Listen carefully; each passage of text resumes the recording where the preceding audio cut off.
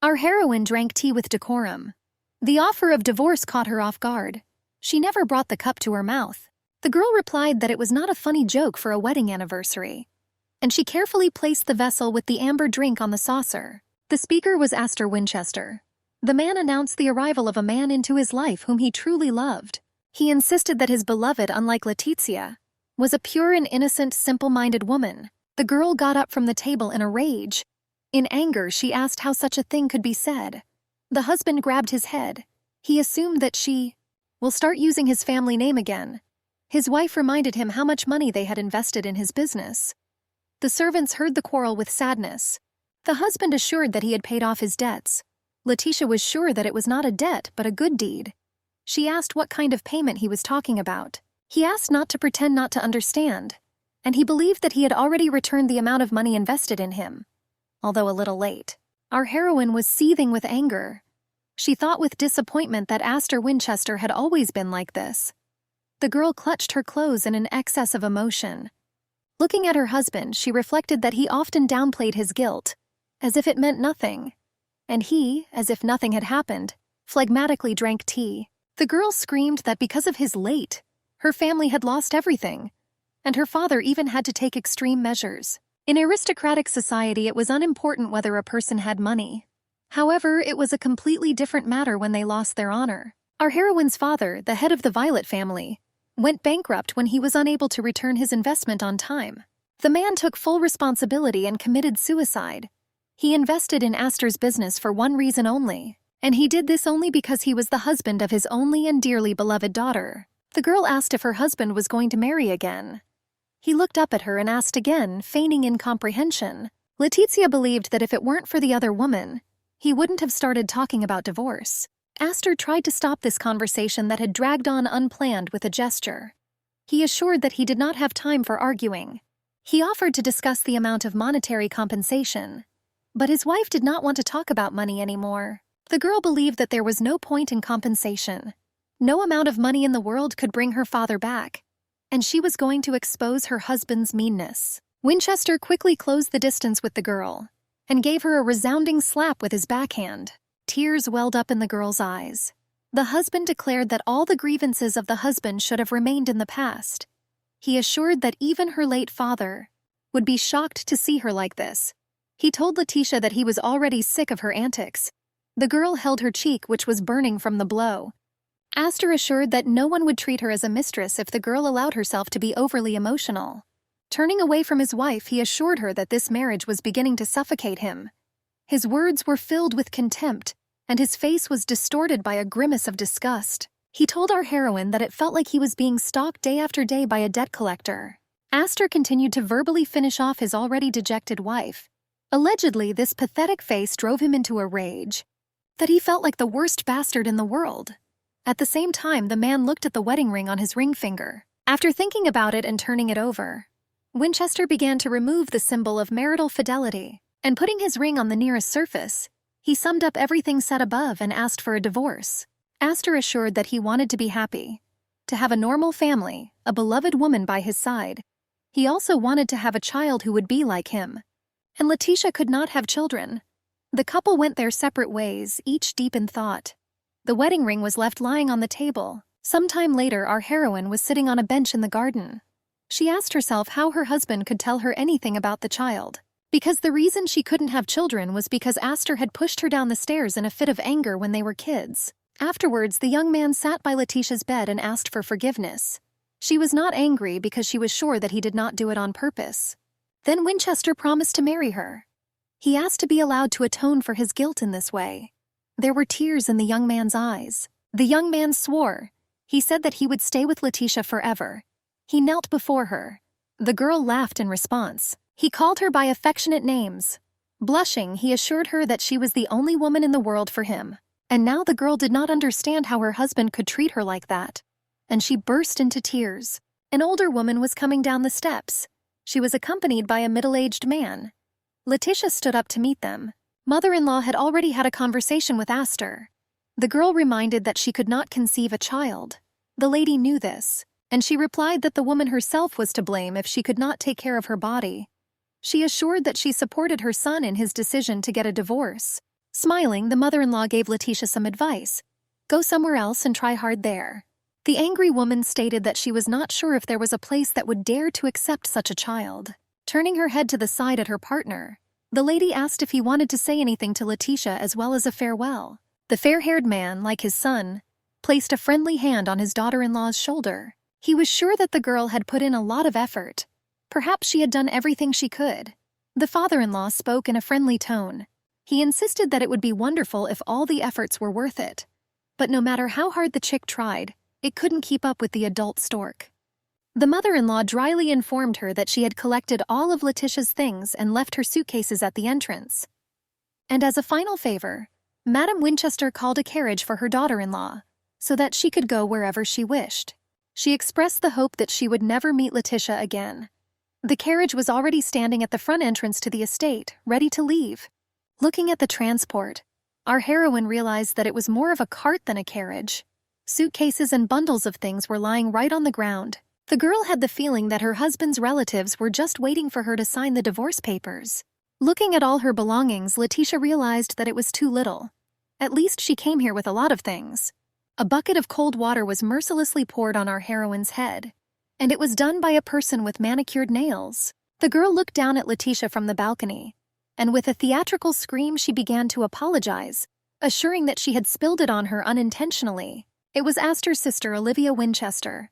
She called Letitia sis and asked if she was okay. The sister-in-law assured that she had not thought that someone had been downstairs, and she pretended that she did not know what to do now. She assumed that she had probably become cold. The girl laughed. She said that she had taken care of the things so that her sister wouldn't worry. There were tears in Letitia's eyes. She realized that the dress had been taken from her things. It was a memory from her late grandmother. But the sister-in-law pretended not to understand what was being discussed, and assumed that Letitia was beside herself with shock. The girl on the balcony assured that she would like to spend it with all her heart, but she couldn't because she was too busy that day. Olivia said she urgently needed to tidy up the master bedroom for the new guest. Our heroine realized with horror that her room would be given to that other woman who would soon be here, taking her place next to Astor. Letitia rushed forward. She asked if it was really going to end like this, but two servants held her back. They assured Madame that she couldn't behave like that. Our heroine could not understand how they could do this to her. Tears flowed from her eyes like a river. She told herself in despair that this could not be. The girl knelt down in front of the closed front doors. She wondered if this house had ever been treated like family. It was a fine, warm day. The sun was warm, illuminating the splendor of Violet's family home. The stepmother covered part of her face in horror upon hearing the news that Letitia had divorced Astor. She was surprised that it happened on their wedding anniversary. The girl stood with her head bowed and her gaze lowered to the floor. In a quiet voice, she asked for forgiveness. The lady spoke haughtily to her stepdaughter, that the unreturned investments in her husband's business were not enough, and that Graham had gone to extreme measures. And she was surprised that Letitia accused her of becoming her stepmother. The girl listened to everything humbly. Suddenly, the lady screamed and asked our heroine whether she had decided to divorce her husband herself. She believed that if it weren't for her daughter's actions, Graham would have no reason to commit suicide. The girl clenched her fists from the excess of emotions. But the stepmother continued to morally torment Letitia. She said that she had heard about her sister's death due to illness. She believed that she should have died too. The woman, her eyes flashing angrily, began to drive away her negligent stepdaughter. Letitia wanted to answer something, but her stepmother interrupted her. She asked if she was ashamed to come here. Poking her stepdaughter in the chest with a folded fan, Lady Violet demanded that the girl get out of here in all four directions and not come back. And now she is standing on a paved garden path. Our heroine could not even imagine that everything would end like this. Suitcases with things girls stood right there slave with her on the ground. She asked herself where she was going to go now. Letitia thought that she had lived such a stupid life until she lost the only person who had always waited for her. Only her father loved her. Our heroine, in her grief, thought that it would be better if she died and her father remained alive. Standing on the edge of the cliff, she looked down at the water swirling below. She thought that maybe it would be easier to just jump into the river, but then she heard voices. And immediately, coming out of her thoughts, she looked around with annoyance to find out who was there. It turned out that it was her ex-husband with a new passion. The girl was short and pressed against his shoulder. Astor gave his former companion a contemptuous look. without even saying anything. He held his beloved's hand and asked her to be careful and not slip. The girl thanked Artie and assured that she would quickly talk to the girl and return soon. It was Lianka Snowweather, now in the status of Astor's lover. The man pressed his beloved to his chest with feeling. She responded with mutual caresses. Soon the girl approached our heroine and asked if Mrs. Letitia was okay. Lianka took off her warm shawl and threw it over the girl's shoulders. She said that a cold wind was blowing today. Taking Letitia's hand, the girl was horrified that it was so cold, and she asked what to do now. Astor's new passion suggested that they take a walk along the shore in order to have a frank conversation in private. Lianka insisted that there was something she needed to tell Madame Letitia. Our heroine pulled her hand away, said short, unrestrained words of hatred towards her ex-husband's mistress. The girl stood dumbfounded. She looked at her hands in confusion. Then she began to assure Mrs. Letitia that she would be interested in this information. She said in her interlocutor's ear, leaning slightly. The conversation was about what happened before the death of our heroine's father. Horror appeared in Letitia's eyes. She asked again. The interlocutor was glad that now they began to look at her directly. This made her happy. Lianka laughingly suggested that the late priest was dear to her interlocutor. The girl urged Letitia to look at her face, and she could not understand why her interlocutor was talking about her father. Making the cutest face, the impudent girl assumed that this was why Artie beat his wife. The girl asked him to relax and follow her. She assured him that if he attracted Winchester's attention, she would never hear such a thing again. Lianka asked not to get too close to her. She assured that she did not like the smell of the stable. Letitia clenched her fists in anger. She had known the girl since she had started seducing innocent married men, and she was as terrifying as a snake. Approaching a small clearing that bordered a steep cliff, Lianka suggested stopping here. Our heroine silently gave the shameless, impudent woman a resounding slap in the face. She said that it was for insulting her late father. The sissy held her burning cheek. Letitia declared that the pleasantries were over and suggested getting down to business. Lianka didn't show it, and laughing she said that her interlocutor was so funny. Then she switched to an official tone and asked if Mrs. Letitia knew what the man who had taken extreme measures had to do before he died. The discussion was about revising a will. Before death, people wanted to solidify their deep intentions, but Letitia was sure that her father had never changed his will. She still didn't understand what they were talking about.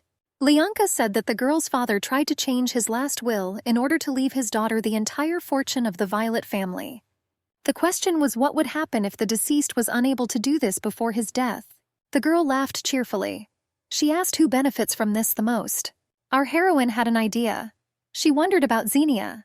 The woman was from the lower aristocracy who had distant common roots with Violet's family. She was in dire straits. Her husband had died of illness. She had nowhere to go with her little son. And at that very time our heroine's divorced father desired her and decided to marry a second time. Now Letitia understood. If her father had revised the will, as Lianka says, then the stepmother would not have been able to occupy the position of mistress of the house as she does now. The interlocutor asked whether this now made the girl think about whether her father had really resorted to extreme measures. And there was also a question whether Ksenia's ex-husband really died from the disease. She suggested that the girl check everything herself. After all, the town where the woman lived was small, and surely there would have been a couple of people there who knew her. Letitia did not understand why she was being told this now, and she asked her interlocutor about it. The girl admitted that she simply hated Ksenia. That lady had been trying to seduce Astor for a long time, which had become annoying. Lianka insisted that the man was not Winchester and did not look at that lady, but she still stuck to him, and once she got him drunk and started taking off her clothes. Coming closer, the girl assured that she was preparing to tell the second reason. These were words of regret. Lianka held the hilt of a dagger in her hands, and there were splashes of fresh blood on her cheek. Her eyes glittered greedily. The lady's weapon with a short blade was planted up to the hilt in our heroine's chest. She looked with horror into the face of her killer. The criminal made another effort. Mortally wounded, Letitia flew backwards from a high cliff into the raging waters. The killer smiled. She thought it was stupid to die in ignorance. She sent her regards to her late father. The pupils narrowed with fear. A sharp pain was felt. Her stupidity broke the heart. For all of them, our heroine had sacrificed something. Her father, her family, even herself. Letitia fell into the water, badly wounded. Her clothes quickly became wet and were inexorably pulled to the bottom. Someone was kissing the girl passionately. Tears were flowing uncontrollably from her eyes. In a commanding voice, he ordered her to stop crying. The blonde advised Letitia not to open her mouth, unless she wanted to caw like a crow forever. The girl moaned something quietly. The master praised her for her obedience, and again he bit her lips with all his passion. Our heroine was lying in bed. Someone had carefully covered her with a warm but surprisingly light blanket. She was trying to understand where she was now. Letitia found the strength. She sat up on her bed. Her chest was tightly bandaged, preventing her from breathing fully, but there was no pain from the wound. "You woke up," the blonde said with a smile. He watched the rescued girl. He narrowed his eyes. He said it was so annoying to hug her shaking body every night. Our heroine recognized in the savior His Highness Prince Seonian, the miracle of the Empire of Westeros. The young man confirmed this fact without much joy, almost indifferently. Looking down, Letitia wanted to understand why she had been saved, but Seonian said he would be the first to ask questions. The prince asked if the girl was the only legitimate child of Earl Violet and the daughter-in-law of the Marquis of Winchester. Letitia looked away. His Highness was interested in why she was floating down the river with a knife in her chest. Our heroine clutched her chest with her hand. The prince picked her up and laid her down carefully. At the moment of danger, he was able to stop the bleeding, but the girl was still weak. Seonian began to kiss the rescued woman's breast. She screamed and asked the prince to stop. A young man looked into the room at the scream. He scolded the gentleman for disturbing the girl who had just woken up and was still not strong. It was a broad-shouldered blond man in pince-nez, Lengaro Mahashan, His Highness's adjutant. The prince responded sarcastically, hinting that he and the victim had been disturbed. Langro paid no attention. He asked the lady for forgiveness. The girl became embarrassed. The adjutant asked if she was surprised to find herself in an unfamiliar place when she woke up. The man said that they were now on a passenger ship of the Westeros Empire. That sacred land was to the west of Northland, where, according to legend, the gods dwelt until the very end. Perhaps for this reason, special children were born into the imperial family from time to time. Those born with the power of God were called Solams. Our heroine wondered why he saved her. The man asked the victim not to worry. He assured her that they were not heading to the western continent. She asked what had happened. He said that he and Mr. Zion had visited Northland and were just taking in the local sights when they saw the lady. She floated on the water, and once on board the ship, she spent almost a week on the brink of life and death. Letitia accepted the position that the souls could heal people in this way. The adjutant laughingly confirmed it. He said that it required spending time together very closely, that small scratches healed quickly. However, her case was severe. Letitia asked if her family had been informed that she was alive. The man answered in the affirmative, that a messenger had been sent, but the funeral had already taken place. They said that after her father's funeral, the girl never recovered from her depression, and as a result, she committed suicide by jumping into the river in front of her stepmother. Our heroine mechanically repeated the end of the phrase. As she thought about what had happened, she unconsciously clutched the blanket with her hand. The adjutant said that from the gentleman's words, he saw a strange knife sticking out of the lady's chest. The prince asked if her stepmother had hurt her. Langaro denied that this could have happened. After all, she was the last witness. Sol was angry that he had interfered. The girl said that it was not Ksenia, but her husband's mistress Leonka Snoweyser who wounded her. The adjutant asked if it was the girl with the rare pink eyes and blue hair. It turned out that the messenger had seen her. The young man told Mr. Langaro that she was deeply grieved at Letizia's funeral. The girl was surprised by the question. Was she going to return to her husband? The victim denied it. She believed that her husband was most likely involved in the assassination attempt, and she thought that she should have died in the river. But then she asked herself why she had to die. After all, those doves deserved to die, and she decided to make them pay for their crime. The prince noticed that Letizia's gaze had changed. Now after her words, he wanted to propose. The girl asked again in surprise. Seonian promised to teach the girl the perfect revenge, so cunning that those who wish to destroy her will wish themselves death. The prince assured that if Letizia was obedient, she would receive ideal revenge, wealth, honor, and even the life she had taken away. He gave a guarantee that all this would return to the girl, but she understood that there had to be a price to pay for all this. Of course, everything was like that. The prince voiced eternal death for Letitia Violet Winchester, the price he wanted. Looking at the bandage, our heroine thought. She asked if there was anything that Sol wanted her to do. Tom liked her intelligence and told her that there was a criminal in Northland who had killed his dear person. To find him, someone familiar with the local society was needed to obtain the necessary information. Sionian declared that such a role would belong to her. He promised to give her a new position and a new life. Using his power, Sol was going to change the girl's face to someone else's, so that those who betrayed her would not be able to recognize her. Letitia asked if it was possible to change her appearance beyond recognition. Then he reminded her that he was the all-powerful Sol. The girl tried to understand why he did this for her. After all, she was a complete stranger to His Highness. The prince stated that they had already met once at her wedding, so it was impossible to make such a categorical statement. At that time, they could only exchange a few words. Therefore, the girl did not think that it was possible to exchange such strong promises.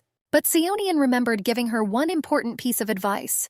Run away from Aster Winchester now. He took the ring off her finger with his teeth. The guests were surprised that it was winter in Winchester. But the atmosphere at the wedding was different. They joked that a stare could melt any ice. In the banquet hall, the guests were even more surprised that Sol from Westeros had come as a guest.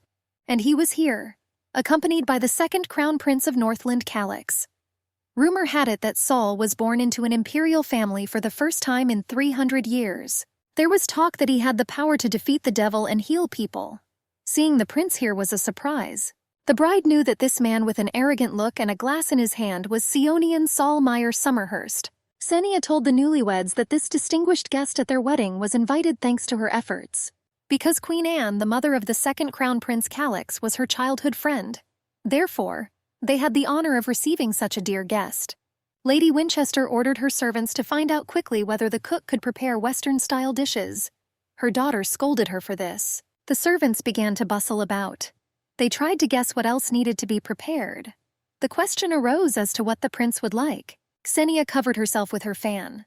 She quietly said that this father of the bride was crossing all boundaries. The woman thought that he could have shown more attention to the wedding of his only daughter. Aster asked his mother to stop. Xenia quoted the proverb, "When a woman came into the house, the son immediately became a stranger." She agreed with its truthfulness. The daughter took the initiative to invite the Western guest from Westeros to give a congratulatory speech. The mother was surprised. After all, if Sol himself makes a speech, the guests will not be able to say anything else. They will only whisper. Xenia thought it was a great idea. Her daughter hurried to go and talk to the distinguished guest. She received support and advice. Later, Aster's mother pointed out how his sister was trying to exert influence in her sister-in-law's stead. She believed that Letitia needed to watch and learn. The girl silently swallowed her mother-in-law's insults and barbs. But soon Olivia was already approaching her mother and brother with long strides. She looked far from cheerful. Xenia smiled at the sight of her daughter, and she asked if Sol had given his consent to give a speech. The girl denied it. He answered that he would only listen to the main heroes of the occasion. The lady considered the guest's actions arrogant, and sent Aster to go there personally.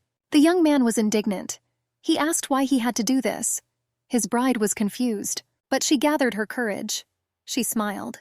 She suggested to her newlywed husband that they go together and ask the prince to give a congratulatory speech. Aster asked how serious she was.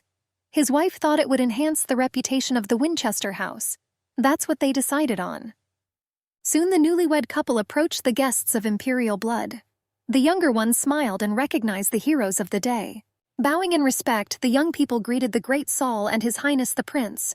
Sionian coldly asked if they had come again to ask for a congratulatory speech. His brother pulled him up short, but Sionian was surprised that he could have said something wrong. Both were smiling cheerfully. Aster assured that after hearing congratulations from the great Sol, all the troubles hanging over their family would recede into the past. Sionian asked if the groom was serious about this, and he assured that he didn't even remember their names. It seemed that the guest was mocking him and wanted to humiliate him, and he sarcastically asked if he was sure that his speech would bring good luck to the Winchester family. The guest said that he had no luck in store for their family, and he ordered them to step back. Aster's face changed and he turned pale. He answered with malice in his voice that they had come to the wrong place, said he had made a mistake. He turned sharply and walked away, but Letitia tried to stop her husband, calling him by name, but he only snapped back angrily. Letitia was left alone. She initially did not hope that what Olivia had failed to do would work. The prince wondered if Aster had left his wife only because he had lost his temper. The girl did not follow her newly made husband. She made a curtsy to the distinguished guests. She said, apologizing, that it was already a great honor to receive them. She didn't look up. She asked to be forgiven for putting them in an awkward position with the request to give a congratulatory speech. The second prince felt that Lady Violet had no reason to apologize on such a momentous day. The girl wholeheartedly wished the distinguished guest to continue enjoying the evening. Seonian stopped her. He narrowed his eyes slyly. He said that he had a congratulatory wish for the bride. Sol advised the girl to run away from that fool. He warned her that she would never be happy with him. Letitia bowed, quietly said that she would go, saying goodbye, turned around and left. The prince looked at her back, thinking about his own, called her a fool. And now Seonian was taking the ring off her finger with his teeth.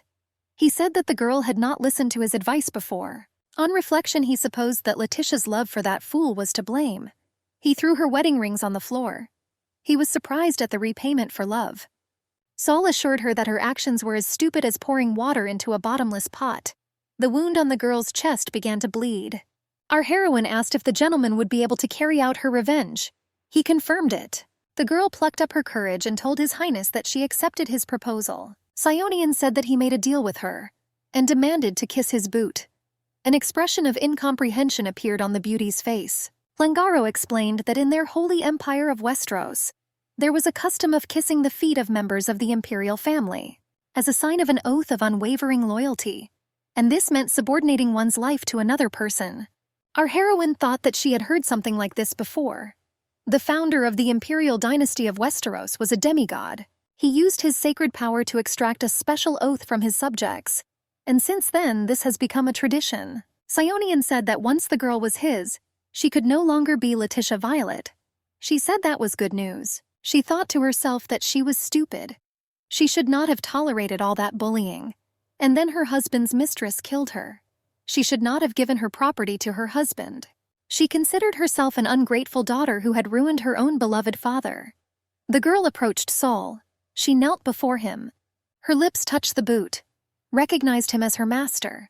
This was a wonderful opportunity to erase all her life's failures. Letitia reminded him of his promise to make her dream come true. She asked him to keep it. She looked trustingly into his eyes and smiled slightly. Sol spoke the traditional words of dedication to serve him for the rest of his days and obey his commands. He leaned over the girl. He raised his palm to Letitia's head. A sign lit up on the back of his hand. He noticed her excitement. The girl confirmed it. She wasn't worried at all that there might be something wrong with her appearance. Rather, she was worried that she wouldn't be able to carry out His Highness's orders. Sol gently touched her lips, ordered her to get rid of such stupid thoughts. He believed that, unlike the greedy rat who had gotten too much, the girl was too scared. He assured her that even if she failed, she would receive support. He asked her not to underestimate herself. Having performed the sacrament, Sol, all beaming, remained pleased with himself. He said that Letitia Violet was now gone forever. The prince announced that from today the girl would become Countess Kant, Ana Rosa Victoire, and from now on she would live by new rules. His Majesty led the girl to the mirror. Even her own parents would not recognize her in this form. Dark hair significantly changed her appearance. Our heroine thought that Aster had a similar black color. His facial features became sharper, and his eyes more expressive and bright. She couldn't even imagine that just touching her face could change her appearance so much. Seonian himself was pleased with the work done, and he asked his adjutant for his opinion. Lengaro, smiling, assured that the lady looked like a beauty from a famous painting. The gentleman ordered to go and finish the job. The servant asked the girl to follow him, but our heroine looked back. She called out to His Highness. Bowing her head, she expressed words of gratitude. Sol replied that there was no need for gratitude. He only needed her usefulness. He asked her to try not to betray him. Lengaro wiped the exposed areas of the girl's skin with a damp towel. He said that he allegedly did not know that she was acquainted with His Highness Seonian. She replied that she was not particularly close to him. The young man straightened her hair. He believed that now that the girl was in the same boat with the gentleman, they were no longer strangers. The adjutant placed a necklace on her décolleté. He suggested that she wear this piece of jewelry today. He asked her opinion. The young man was ready to tell what Letitia needed to do. From that moment on, the lady was a rising star in the high society of the county of Kant. She would live as the Countess of Kant Ana Rosa Victoire. Therefore, during the next year, the girl will receive the appropriate education in the county of Kant. Letitia clarified that she would soon be leaving for the county of Kant. The adjutant confirmed her guess. There she would have to learn firsthand the culture, the accent, and the relationships in female society. It was a country where any woman could to occupy the position of a countess or duchess, if she had sufficient ability to do so. This was entirely contrary to the custom in Northland, where a woman could not freely pass on titles by inheritance. So, although our heroine was the only legitimate heir of the family, she could not inherit the title. She was pleased to become part of the county, which she had always envied, said she had never been there, and had never left the Northland. It worried her. In Kant they spoke the official language of the continent. I asked if Letitia knew the language. The girl knew that there was a special accent there. Langaro asked her not to worry. Even though a year was a short period of time, every effort would be made to support her, so that no one would have a shadow of doubt. Having received a friend's personality, a changed personality and significant support, the girl gave herself her word to repay His Highness for everything he gave. Then she started to feel pain behind her breastbone. She sat up groaning. Langaro was right there. He assumed that the wound was bleeding again. Letizia insisted that she had spent a lot of time in a hot bath, and that her blood circulation might have accelerated. But the debutante advised her to go to His Highness. The girl was stubborn. Langaro insisted that Sol might have been born with a tendency to cause trouble. But once she got to know him, she would understand how easygoing he was. The interlocutor asked for clarification. The adjutant explained that there was no need to try to please His Highness or to please him. Letizia stood before the door, somewhat hesitant. She recalled her previous conversation with the adjutant about His Highness. The girl couldn't answer herself how light it was, so she decided to knock on the door. Sol met her at the door. It was amazing. He asked what had happened. Letitia complained that her wound was bleeding again. She insisted that she did not want to disturb him, but Mr. Langaro insisted. The prince invited her in. Soon he laid her on his bed to use his abilities. Afterwards, the girl lay motionless for some time in a trance. When Letitia came to, she wondered why the wound was taking so long to heal. Sol suggested that there was something else on the knife. He could tell for sure. It was not due to a lack of his abilities. The girl sat down, thanked His Highness, assured that she felt better. Sionian replied that it was the owner's duty to take care of his horse. He gently stroked its hair. For our heroine, his touch was like stroking a dog's head. The girl remembered her husband's touches and caresses. She thought about how long it had been since anyone had caressed her like that. Sol saw Letitia's condition. He assumed that she still had regrets from her past life. She replied that she didn't leave because she wanted to. It was those greedy people who stole everything and trampled everything that was dear to her. The prince asked how she got involved in the first place. After all, she didn't seem like the type to tolerate insults. Letitia supposed it was because she thought it was easy. So easy that she thought she could handle it. Sol touched her hand with his finger. Asked a question. Why were women in Northland so attached to their husbands? The prince had heard somewhere that in ancient times there was a custom. According to it, if the husband died first, the wife was buried alive with him. Letizia assured that things were not so bad now. But her home country was still quite conservative. Sionian asked whether it was so much that her husband could honorably be an adulterer. The girl replied that although illegitimate children were not held in high esteem, they were not considered so shameful. As long as it did not call into question the spouse's position or the line of succession, it was accepted. The prince asked what could happen if a wife was unfaithful. Letitia revealed that in Northland, if a married woman committed adultery, she was immediately sent to her parents' home. She had to pay compensation to her husband and his family, and her children born from her lover were deprived of the right to inherit. The prince noted that the high standards only applied to women. The girl couldn't understand what he was getting at. Sol said he wanted to do it with her. He held Letitia by the back and laid her on the bed. The girl was confused and even a little scared. She thought that maybe she had misheard. Mayer caressed her face, then her breasts. He said that the girl was thrown out before she committed adultery. He looked into her eyes. It seemed like he was looking into her very soul. He said that Letitia would not have to pay compensation because she was already considered dead. He reminded her that she had no children who could be disinherited. The girl's hands were shaking. Sol kissed her neck and shoulders. He assured her that she should have had an affair with someone worse than her ex-husband. He said that it was regression, not progress. The prince believed that in this sense he had no rivals, and he asked her opinion on this matter. The girl's face was all in tears, which she could not hold back. She thought with horror that they were talking about her usefulness. Letitia was already used to being treated as a tool, a cash cow and a puppet in the hands of the Winchesters. And for Astor's husband, she was a dummy wife. But now the girl was born again. The girl promised herself not to repeat the mistakes of the past. But her hands were already intertwined with Sol's. He was so attractive. The dress left the girl's body bare from the back. There were bites and marks from passionate kisses. Letitia thought that the only chance gave her the same fate. She said, apologizing, that it was better for her to return to her room. Turning around, Letitia hurried to leave Sol. In the corridor, she ran into Langaro. He noticed that tears were running down the girl's cheeks. The adjutant resolutely entered Zionian's room and asked whether it was necessary to mock the girl like that. He said that the poor thing was innocent. He asked her to be gentle with her. The prince said that she ran away without listening to him. The assistant was indignant. After all, who made the proposal to pretend to be lovers like that? It was clear why there was a misunderstanding then.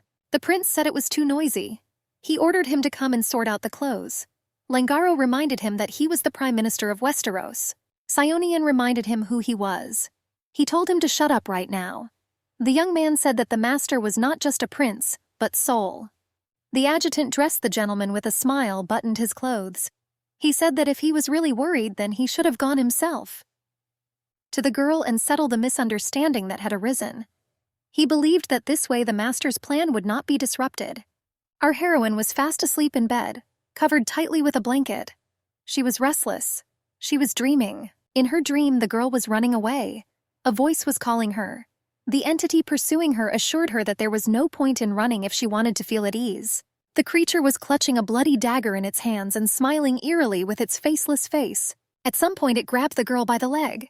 The victim of the pursuit fell. The entity asked Letitia if this was all she could do, and how such a tumor had gotten into their house. Tears were pouring from the girl's eyes. New entities appeared. They began to reach out to her. She said that it would be better for the girl and everyone if she died. It would be better for everyone. Letitia extended her hand into nothingness, calling for help. She was surrounded by the limbs of vile entities. But then someone grabbed her wrist. The naked girl looked up. Astor stood towering before her. The plea for help hung in the air. Eyes full of pleading were directed at the man. But in vain. He let her go at the wrong moment. The girl's body became limping on the tip of that entity's dagger. Astor leaned over the girl, called her by her full name, assured that no one would help her. Our heroine woke up in horror. She grabbed her chest in pain. She screamed. On the table there was a tray with a glass and vessels with all kinds of alcoholic drinks. Letitia hurried to him. She took one of the wine bottles with a confident hand. She tipped its contents into her mouth. It seemed that she could not bear this in her right mind. Then she heard footsteps behind her and then a voice. The prince asked reproachfully what she was doing. The girl choked in surprise. She coughed convulsively. Sol was cold. He said that it was not proper for someone whose wound had not yet healed to drink. He took away the bottle of wine. Letitia justified herself by saying that she felt a strong pain in her chest, that because of this she could not sleep. The prince said that in that case it was necessary to come to him. He asked to think about why there were no painkillers on this ship. Sol quickly approached the girl. Soon, unbuttoning her dress on her chest, he saw bloody bandages. He reproached her for the fact that this happens when you drink alcohol. He brought his hand to the wound.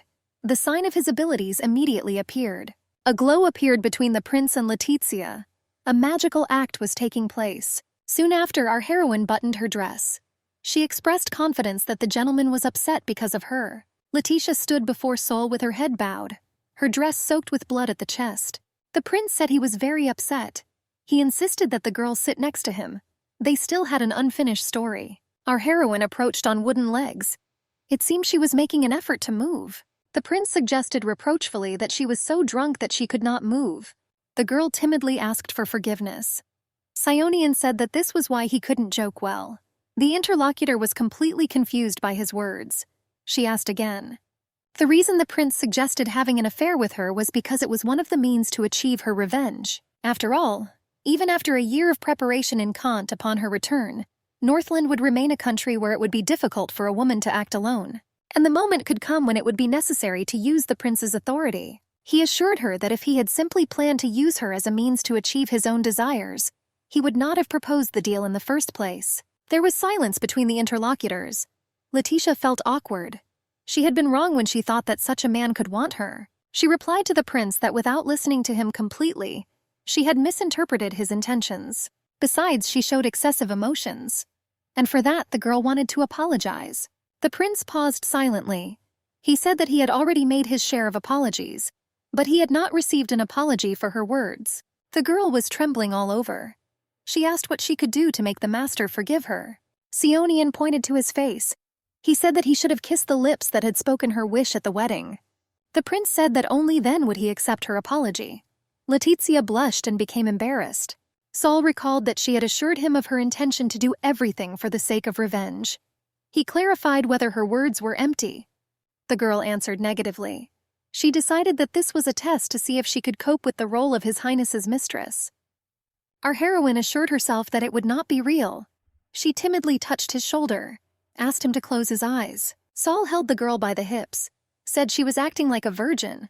She closed her eyes, asked for forgiveness. She timidly touched his neck with her lips. She rose a little higher. Then again, she brought her face closer to his. Their lips almost touched, but Letitia pulled away. Saul, holding the girl by the waist, bent her over a little and hovered over her. He asked if she did it on purpose. Letitia asked for forgiveness. She justified herself by saying that she hadn't done anything like that for a long time. She asked to give her a chance to try again. Sionian said he would consider the apology received. He told her to return to her room. Our heroine decided that Saul was really testing her. She looked down and became sad. She bowed.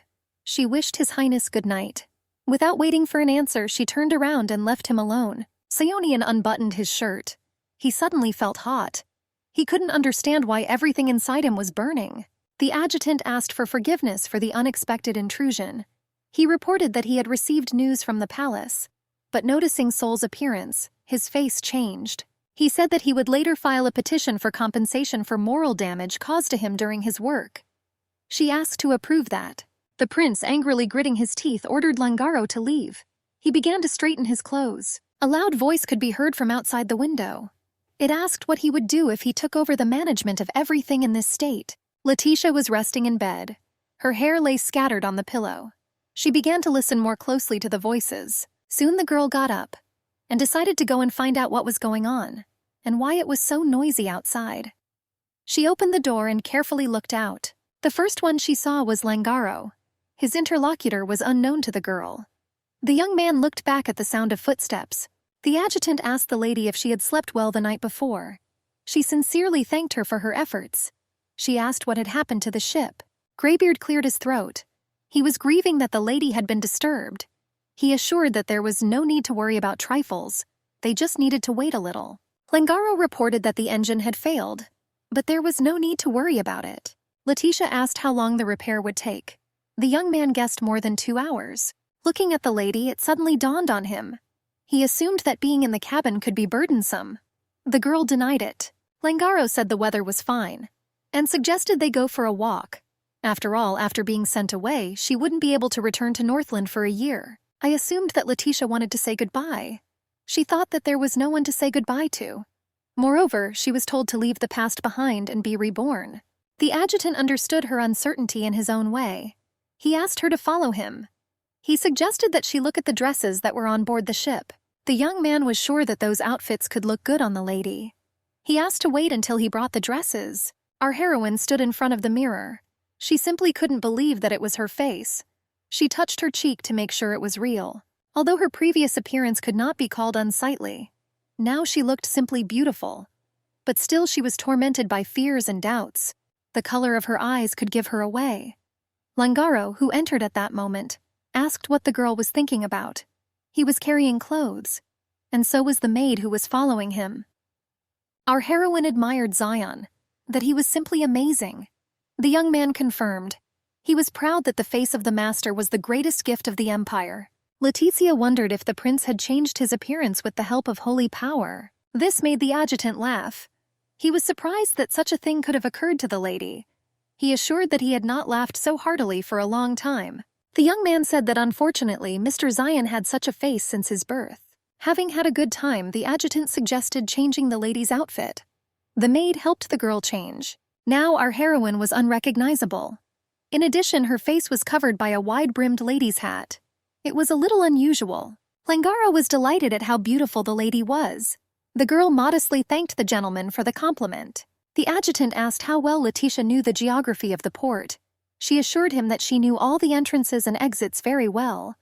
After all, she was from here. The Northland waterfront port was within walking distance of her home, so our heroine often visited here with her father on business matters from a young age. The young man warned that accidents have become more frequent here due to bandit groups, and in this case he provided Letitia with an escort. He presented the young lady in uniform. It was Alexa Wolf, also better known to the wider community as the fastest sword in Westeros. Our heroine was surprised. After all, she initially thought that there was a guy in front of her. Having looked at her more closely, she decided that she was nice, and holding out her hand, she introduced herself as Letitia Violet Winchester. With a wide, friendly smile, she assured him that she was pleased to meet him. But Langaro interrupted her. He looked sternly from under his forehead. The girl's face sank. She said that her name was Ana Rosa Victoire. Alexa took the lady's outstretched hand and brought it to her lips. She kissed it in greeting. She introduced herself with her full name. She assured that she was glad to meet Countess Victoire. She expressed hope for cooperation. Soon the girls were left alone. Standing on the pier, our heroine looked at the ship from the side with some delight. She voiced the thought out loud, that the ship they had arrived on was simply wonderful. Alexa told them the name of their ship. Platinum Celeste was the pride of Westeros. The Countess liked the ship's glorious name. Then she heard voices. One lady said that size made a fool. Her interlocutor said that she liked gondolas more. The girl recognized this voice. Instinctively, she turned around, although she was perfectly sure to whom it belonged. The lady asked which of them was White Perry. The younger lady next to her pointed to her companion in the direction of the vessel in question. It was Olivia and Clarissa. Our heroine was confused and scared. Alexa noticed the mistress's confusion. The ladies continued their conversation. The older one said that in her opinion all the boats were the same. But compared to the others, theirs was exquisite and impeccable. Our heroine was surprised that Astor's ship was anchored nearby, and the ladies couldn't even find it. She thought they were idiots. Olivia told her mother that since things were going well, they should get a new boat. The old one was too small. After all, they had to own a ship worthy of bearing the name of the Marquis of Winchester. Clarissa agreed. The lady said that her son was supposed to receive the insurance money in the event of his wife's death. Olivia stated that her daughter-in-law remained useful both during her life and after her death. Clarissa sighed heavily.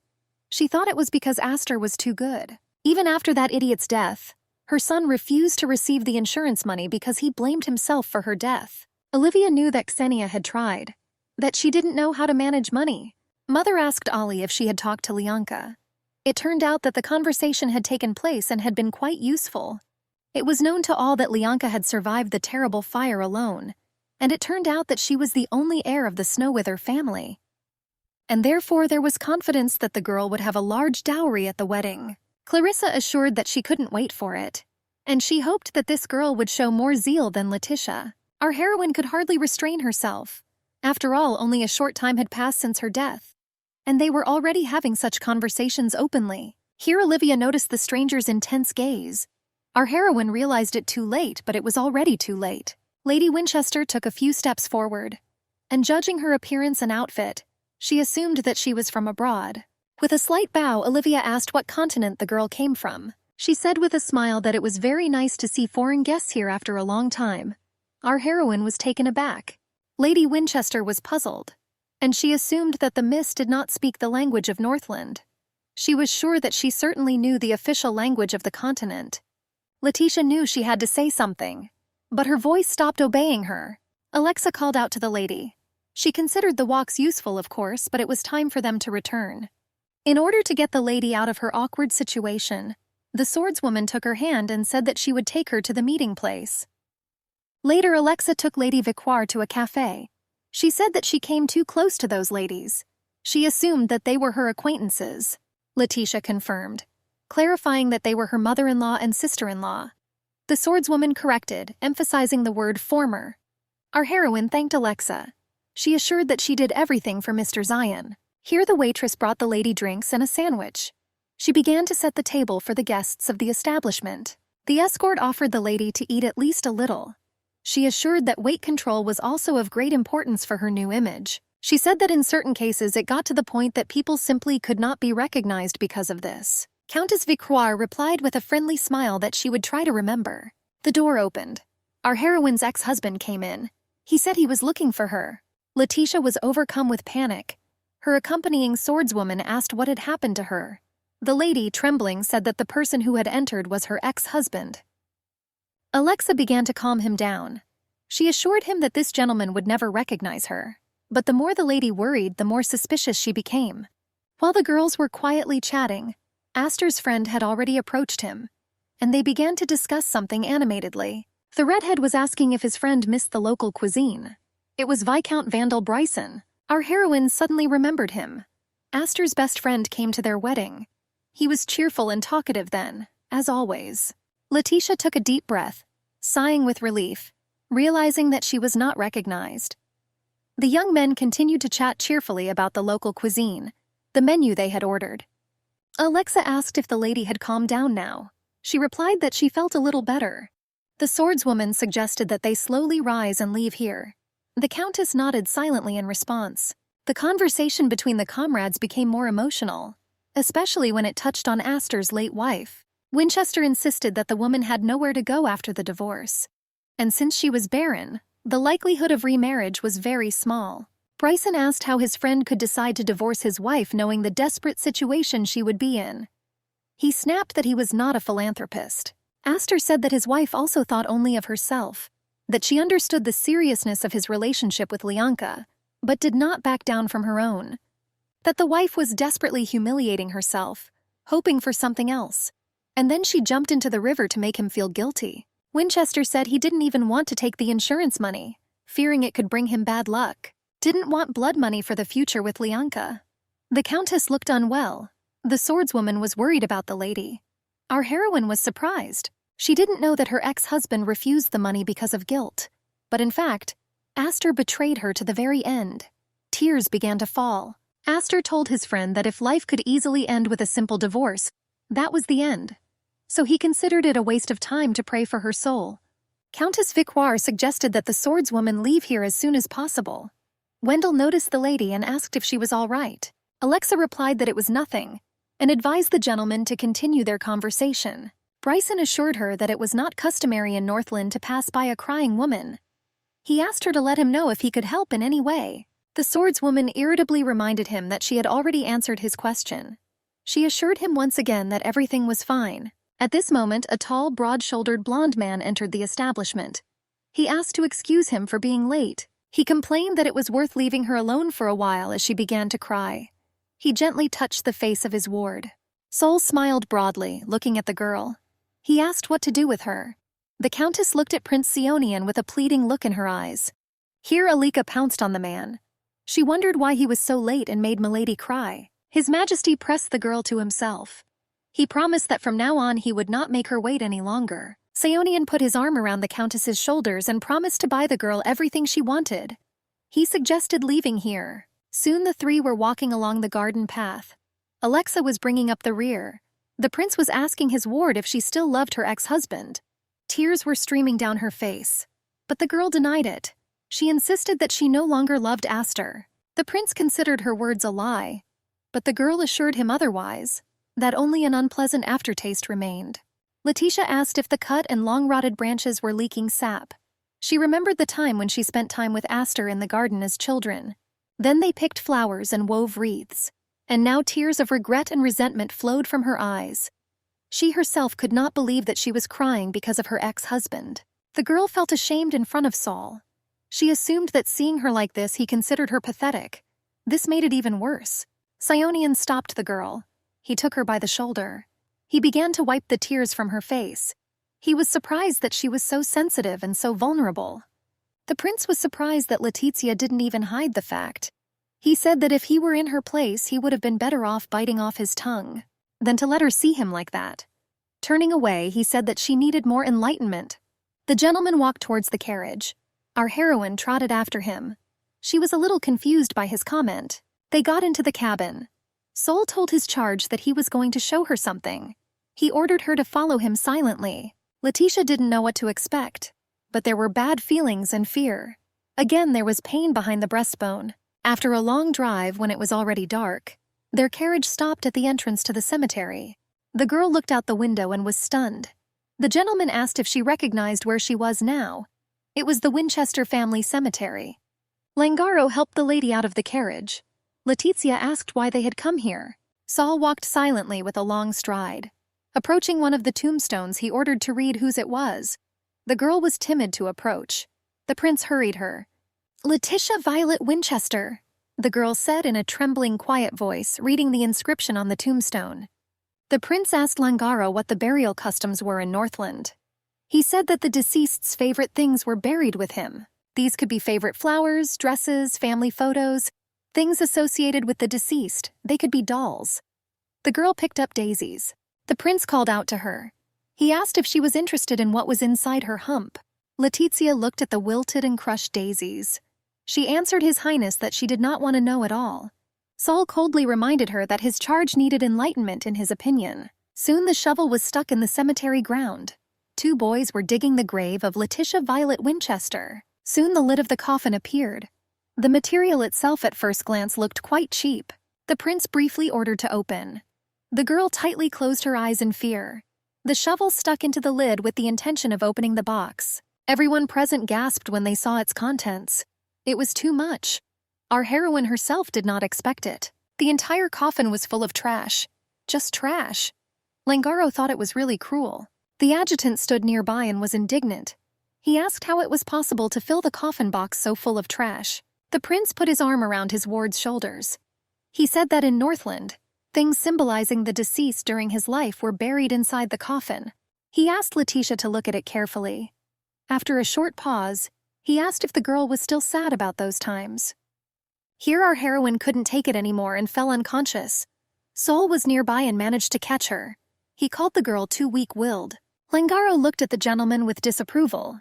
He assumed that the lady was in a state of shock. The adjutant asked if this was what Zionian was going to show. The prince briefly confirmed. He said that the girl was so stupid that if she was not properly warned, she might not understand. Besides, revenge would not be easy. Langaro scratched his head. He said that His Highness's methods were always effective. He didn't always pick the right moment. The assistant thought that when the lady woke up, Zionian should apologize to her.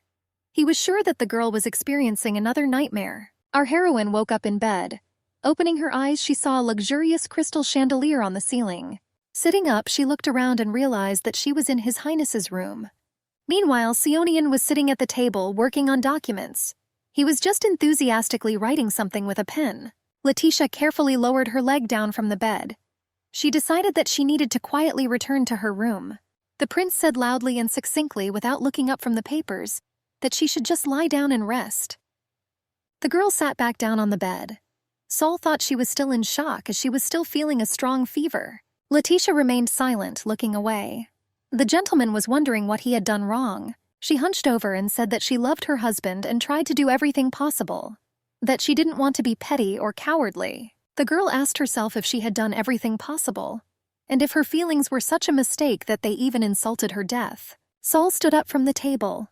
He answered Letitia that what had happened was not her fault. The prince was sure that she tried her best and was confident in her love. Saul dropped to one knee. He said that her mistake was choosing the wrong partner. The girl answered His Highness that she knew. He asked to clarify what exactly. Letitia said that even after such an appeal, she would not give her heart again. If that person said that he was having a hard time, she would come to his aid. Even if his words are a lie, she will believe. After all, rather than believing and being deceived, it will be harder for her to regret not believing. The girl clutched her dress to her chest. She said that if she had committed suicide, as Lianka had helped her do, she believed that her very existence was a mistake, and it would have been better not to have been born. Tears streamed down her cheeks. Emotions took over. Saul watched his charge closely. He thought that Langaro was right. This weak woman had a broken heart and a broken body. That perhaps the shock therapy made things more complicated. After all, he himself struck her crack with a hammer, and he was obliged to make sure that it did not break. The prince stroked Letizia's head soothingly, assuring her that just as a deer could not become a wolf, a sheep could not become a tiger. He consoled the girl that she was born like that. He promised that the hand that would heal her wounds should be his. The prince carefully wiped away the traces of his interlocutor, tucked her hair behind her ear. He said that her problem was the wrong choice of partner. Sol believed that the girl should not be held responsible for this either. He kissed her tenderly on the forehead. He insisted that Letizia's ex-husband was to blame for not appreciating her love, and that her mistress was also involved, trying to take her place. Sionian carefully supported the girl and laid her on her back. He said that those scoundrels would have to answer for what they had done. The prince asked Letizia not to take responsibility for her grief. After all, she did everything in her power and was confident in her feelings. He advised her to be proud of herself. Our heroine looked at the gentleman with wide-open eyes. She liked listening to him, realizing herself differently. She rethought her food. Sol smiled, pleased with himself. He expressed joy that the girl had stopped crying. The prince asked if she was still in so much pain that she wanted to kill herself. Letizia denied it. However, there were still sore spots. Our heroine understood that it was not Sol's responsibility, and he tenderly touched her lips. The prince hovered over Letizia and assured her that he would help her as a man. The girl then asked if she would get sick. Sionian expressed confidence that she would not even be able to think about her ex, and his lips touched her lips. They went lower to her neck. All her life, Astor Winchester was our heroine's whole world. She was nothing to him. She always thought that she was not good enough when she was with her husband, and so she locked herself in, hating herself. But it was he who made her feel that way. Now Letitia saw clearly what she should regret. She should have loved herself. Sionian liked the change in his charge's expression. He said that this was exactly how she should look at him. The girl promised herself that she would try her best for those who valued her. The prince stood naked to the waist next to the bed. Letizia thanked him for the previous night. She also assured him that she would not repeat the mistakes again. The girl said that now she was simply awful, but she promised to try, so that one day she could become a useful tool for His Highness. That's why she asked him not to give her up. The prince assured her that every time she did that, he hated Letitia Violet. These words intrigued our heroine. She did not quite understand the words between the lines. In response, the prince expressed the hope that he would like Ana Rosa Victoire. The prince was getting dressed. He informed her that upon arrival at the canton, the girl would have a rather strict schedule. Langaro should make sure that there were no inconveniences. Sionian said that before she left, he wanted to do her a favor. He offered to tell her what she needed. The girl was embarrassed and hesitant. She insisted that she had already received too much. After a bit of squirming, she nevertheless expressed a desire to receive flowers. The prince asked again. Letizia assured him that one would be enough. The girl explained that recently a friend told her that she received a bouquet of flowers from the man with whom she spent the first night, and then she envied it. She said sadly in her voice that she had never received flowers as a gift. She said that she would be leaving. She said goodbye to His Majesty. The girl left, and Sol still couldn't get it into his head. The flowers were in a vase in his room. Letitia could ask for anything, not just a simple thing. A fine day, mountains in the distance, a small port town, a massive bridge across the strait. Our heroine was enthusiastically choosing something in the shop. Alexa was accompanying her.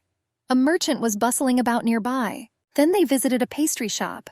Here the swordswoman's eyes ran wild, which made the lady laugh. After the walk, the girl asked the lady if she liked the view of the port of Kant. She assured that she had a wonderful time and was not even tired. Alexa scolded herself for not thinking about how tiring the walk had been, but they had had a good time. As they said goodbye, they decided that it was worth resting.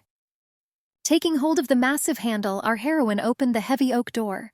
Surprise froze in her eyes. The whole room was in flowers. They were everywhere. In vases, pots, all sorts of vessels, and just on the floor. A sea of flowers instead of a room. The girl had never seen anything like this even in a flower shop. She remembered her request to the prince to get flowers. Now this fragrant sea surrounded her. Tears of happiness gushed from her eyes on her smiling face. She had never received flowers as a gift. Sitting amidst the multicolored bliss, our heroine made a promise to herself that in a year she would return.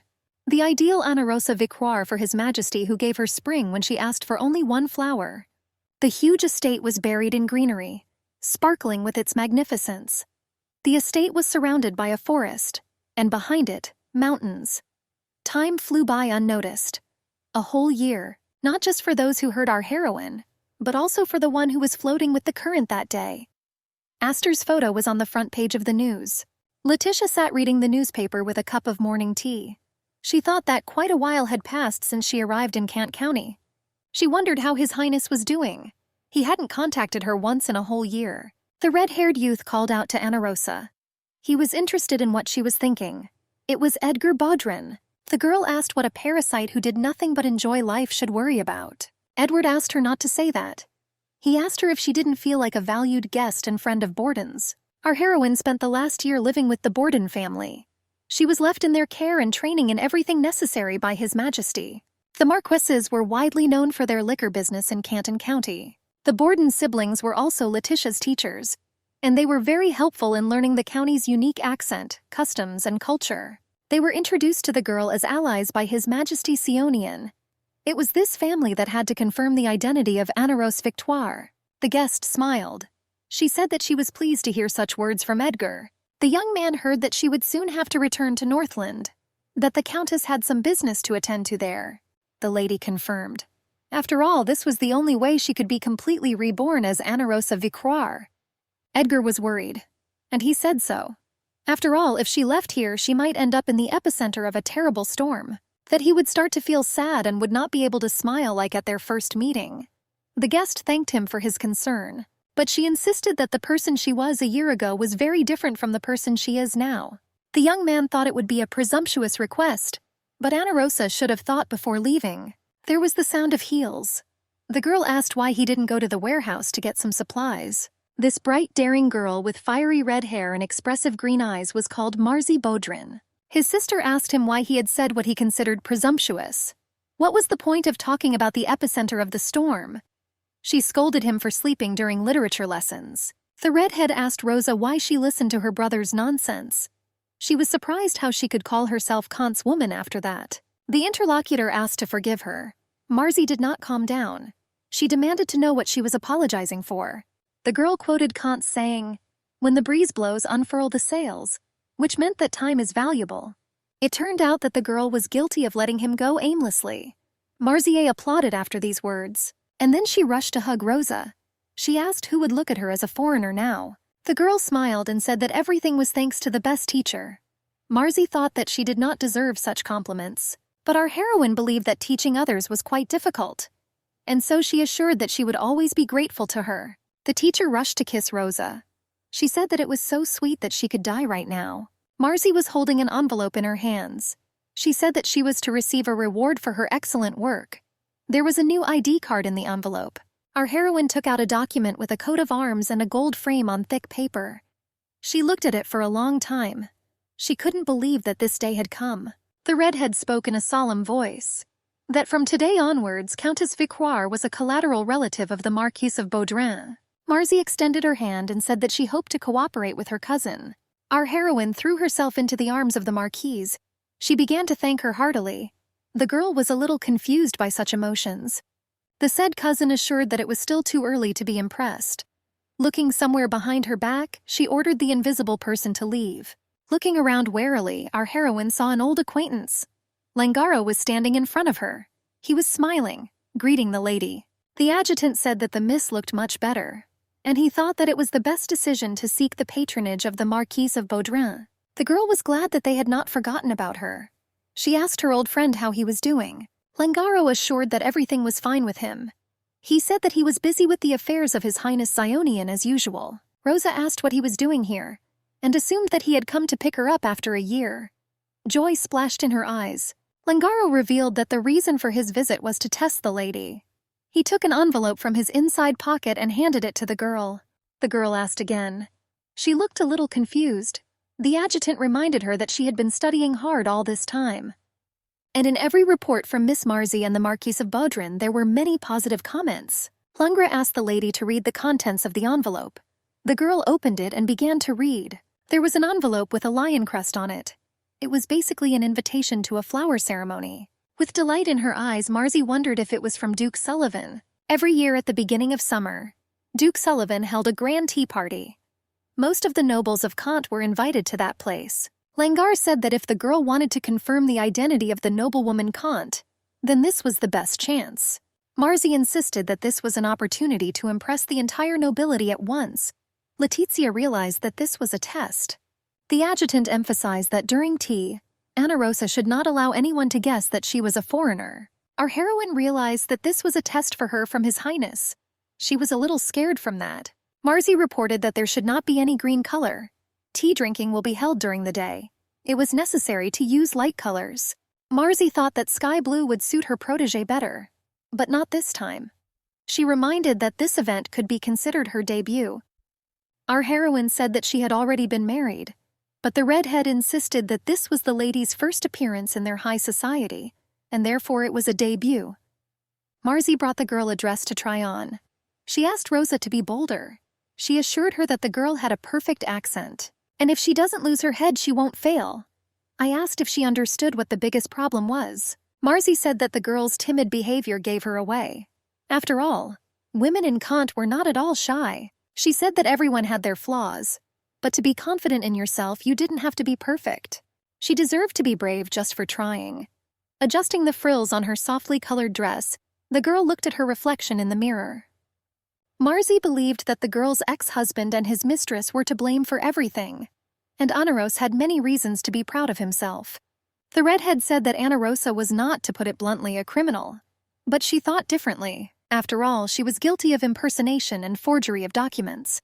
By acting as Ana Rosa Victoire, she was already guilty of fraud. Marzi was offended, and she asked whether her charge was really not going to wear the gorgeous dress she had prepared with such diligence. The girl assured that she would definitely wear it. After all, the outfit was chosen specifically for this event. The marquise assured that blue jewelry with simple decor would go with the dress. She ordered to be ready in the morning. She promised to wait for her at the main entrance. Ana Rosa was surprised that Marzi would go with her. The redhead assured that the invitation was sent to her first. Our heroine was happy. After all, Marzi could have sent her alone, but she kindly took care of going together. She was grateful to her for that. Night fell. The moon lit up the sleeping earth like a rocker. The girl went to bed. She wished for tomorrow to come sooner. But she also had doubts about whether she could cope. Letitia saw herself among strangers. She was wearing a green dress. Opposite her sat Lianka. She expressed joy that they could all sit here as a real family. Afterwards, the impudent girl approached Aster, pressed herself against him, told her beloved that she had been waiting for this for so long. She asked if Letitia would be offended by her words. The man was drinking wine. He asked his mistress not to worry about it. He assured her that Letitia was just a stepping stone to their happiness. He smiled contentedly. Our heroine wondered when she would be able to free herself from this hell. But then her hand was roughly grabbed. Sionian said that the girl was really annoying. Letitia started when she saw His Highness. The prince said that her appearance had improved considerably, but she was still so weak that it seemed she would break if you looked away from her. He said that there was something attractive about her weakness for him. Sol began to sniff and then kiss the girl's hand. Letitia laughed. The girl said that His Highness smelled like the sun. In response, the prince said that she smelled like tears. He asked what the smell was. Salty, bitter, sweetish, like from a wet curtain during the rain. Sol touched the girl's cheek. She said that it really did feel much better. The prince said that the time before waking up and falling asleep was difficult, and he did not know when time would heal it. Simeon picked up the girl in his arms. He asked her to sleep well today. He carried her to a room full of flowers. Letizia smiled. She sincerely thanked His Highness for the wonderful gift. She promised to always remember it. Sol brought his face closer. He said he could bring her many more flowers. He ordered her to keep trying. He assured her that she was doing well.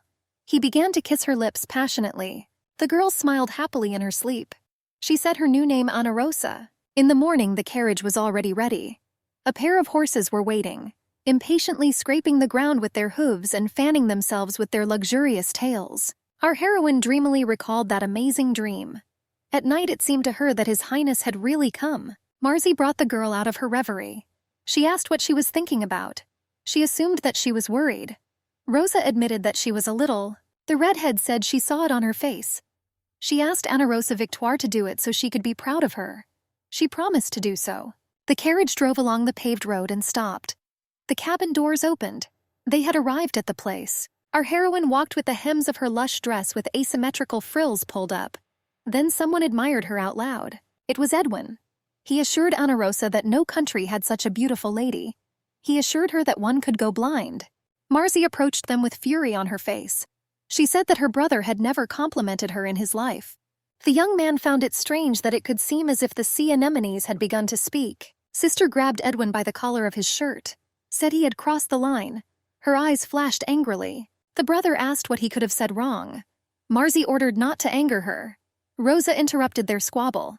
She asked to look towards the road. The redhead said that the guests for the tea ceremony had begun to arrive, so it was time for them to go too, to show off their rose. Then a gentleman approached them. In an enthusiastic tone, he asked who it was here. He asked if it was the famous Marzi Bodrin who had arrived. The man smiled and continued to make caustic jokes. The red-haired girl looked over her shoulder, pretended not to recognize him, said that it seemed he wasn't that famous. The interlocutor ordered Marzi not to pretend. He stated that he had already encountered the lady more than a dozen times. Edwin was in a hurry to join in. He greeted Count Hayden. He extended his hand to shake. He returned the courtesy. Here Marzi pretended to recognize the man. She asked how long he was going to follow her and start an argument. She didn't feel guilty that his fiancé was delighted with her. Hayden assured her that he had arrived here first. Marzi did not back down. The argument continued. But then Charlene came along. The girl admired Lady Bodrin's beauty. She assured him that Miss Marzi shone brighter than all the decorations on her dress. The redhead accepted the compliment and thanked her. The girl was interested in who her companion was. Marzi introduced the girl as her relative, Countess Ana Rosa Victoire. She took her hand and brought her closer. Lady Bodrin reported that the Countess's father had recently died, and she was busy with the family succession. That's why she would be making her debut late. Our heroine bowed gracefully, greeting her new acquaintances. She introduced herself by name. She expressed her joy at meeting them. Charlene was even more delighted. She insisted that the lady had a special kind of beauty. She assumed that it was because of her family ties with Miss Marzi. Then a person in a lush pink skirt with large frills approached them. She asked if the lady was from Kant. She reminded him that she had already crossed paths with Miss in Northland. Looking up, our heroine was surprised to see her former sister-in-law. Charlene, suddenly remembering, introduced her friend Olivia from Northland. The green-haired girl, with a restrained bow, introduced herself as Olivia Winchester. Our heroine told herself not to be nervous. She convinced herself that she was no longer Letitia Violet. She smiled at her interlocutor. She said that she seemed to remember how they had watched the ships in the port together. Olivia said that she remembered the girl then, because she had such a beautiful profile. She complimented her appearance now. Looking at the young man, she assumed that he was the Marquis of Bodrin. She said that she had heard about him from Charlene. The young man behaved with restraint. Edwin said he had also heard of the Winchester family of Northland. Esther Winchester's white tea business was a new venture. Olivia was surprised that the young man knew her brother. He replied that Kant was a trading country, and as a businessman he was also interested in the trade trends of other countries. The girl admired how her brother came up with such a wonderful idea. Our heroine thought, looking at people's faces. And it turned out that Marzi and Edwin had already heard about this from Langaro, and about how Letitia lived in Northland. Edwin replied that white tea was rumored to be ideal for neutralizing limescale water, which was considered a quality problem in Northland. She said that this water, when combined with white tea, was good for the skin. The young man was interested in how the effectiveness of tea leaves that grew exclusively in Westeros was discovered. Edwin knew that white tea as a product had been discontinued in Northland because of its unusual sour taste. Charlene confirmed this fact. Olivia started telling. She said that she was embarrassed to admit it, but when her brother first started his business, the whole family was against it. Astor was going to import only white tea, which had already failed in Norland. His sister thought he was crazy. Olivia said that no one supported her brother then, and he achieved everything solely by his own efforts. But our heroine remembered in detail how everything was, and that it was she who lent Astor money for development, showing her faith and support. Olivia was amazed at how amazingly people could meet by chance, but our heroine thought that they used her as fertilizer for growth. Miss Winchester extended her hand, expressing the hope of making friends with her new acquaintances. Letitia was to some extent even glad that nothing had changed in more than a year. Our heroine's gaze fell on Olivia's accessory. The girl could not understand what had caused such interest. Ana Rosa voiced the thought that Miss Winchester had a very beautiful handbag. Olivia beamed. She asked if it was true that the design was great. She said that the bag came with a fan. The girl boasted that the product was made from rare silk brought from distant Istria. Anaros's eyes flashed wickedly for a moment. The girl remembered how her sister-in-law had stolen and bragged about Grandma Letitia's dress from the balcony that day. Our heroine said that there was nothing surprising, that she was mistaken, thinking that it was a beautiful thing, but it turned out to be only a secondary product. After all, such a pattern would have suited the dress better. Olivia wondered how the lady could have found out. She assured that it was originally a dress, but then it was altered. Anna Rosa said that it was pointless work. Lady Victoire was sure that Miss Olivia's dress would have suited her better.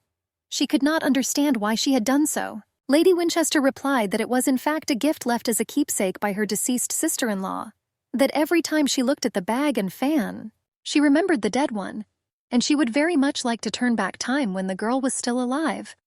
But Letitia knew what her former sister-in-law really thought, and she wanted to bring her to justice. Lady Victoire told the story. How one aristocrat from Kant missed his late wife, and in her memory, he kept her room in its original state for over 40 years. Charlene remembered that it was a story about Baron Meadow. Anna Rosa confirmed it, and added that according to rumors, the Baron tried so hard to take care of the room that it seemed as if his wife was about to open the door and come out. Olivia expressed delight at the story. She said that no matter what country people lived in, the longing for the dead was the same. Anna Rosa said that such was the fate of those who were left behind, and then she asked Lady Olivia, how could one tear up a garment left by a relative and make a bag out of it? Miss Winchester pressed her lips together, cornered by the awkward question.